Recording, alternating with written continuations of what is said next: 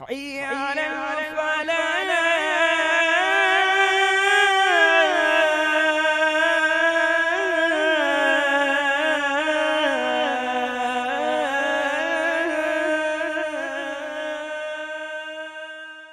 اگر کوئی بندہ اپنے آپ کو شیطان کے شر سے، شیطان کے بہکاوے سے، بہانے سے، ہیلے سے محفوظ رکھنا چاہتا ہے تو علماء کرام نے تین چیزیں نکالی ہیں۔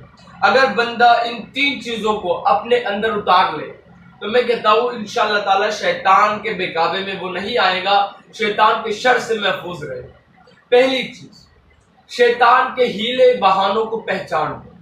جی ہاں، جب تم شیطان کے ہیلے بہانوں کو پہچان لو گے تو وہ تمہیں بہکانے کی جرت نہ کرے گا۔ اس لیے کہ جب چور کو محسوس ہو جاتا ہے کہ گھر والوں کو اس کا پتہ چل گیا تو جس طرح اس گھر کو وہ دیکھ کر بھاگتا ہے، اسی طریقے سے اگر ہمیں بھی پتہ چل جائے کہ شیطان کس طرح ہم کو بہکا رہا ہے، کس طرح اس کے جال میں پھنسا رہا ہے، اگر ہمیں بھی پتہ چل جائے گا تو وہ اسی طرح ہم سے بھاگے۔ تو شیطان کے ہیلے بہانوں کو پہچانو۔ دوسری چیز، شیطان کی دعوت کی پرواہ نہ کرو، شیطان کی طرف متوجہ ہی نہ ہو، بلکہ شیطان کے پیچھے تک نہ جائے، اس لیے کہ شیطان بھونکنے والے کتے کی طرح، اگر وہ بھونکنے والا کتا تمہیں دیکھ کر بھونک رہا ہے، تم اس کی طرف بڑھو گے تو وہ زیادہ بھونکے گا اور حتیٰ کہ تم پر حملہ کر جائے گا۔ لیکن اگر تم منہ پھیر کر اس کی طرف سے اپنا چہرہ ہٹا کر اب دوسری طرف رخ کر اگر کھڑے ہو جاؤ گے، چلنے لگ جاؤ گے تو وہ کتا خاموش ہو جائے گا۔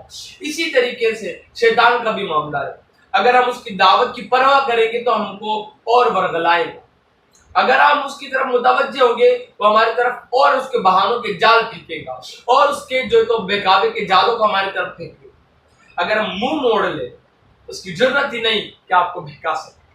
تیسری چیز، اللہ رب العزت کے ذکر سے اپنی زبان کو تر رکھے، اللہ رب العزت کا ذکر مسلسل کرتے رہے، اس لیے کہ نبی کریم صلی اللہ علیہ وآلہ وسلم ارشاد فرماتے ہیں کہ اللہ کا ذکر شیطان کے لیے اتنا تکلیف دہ ہے جیسے کسی انسان کے لیے مرض عاقلہ۔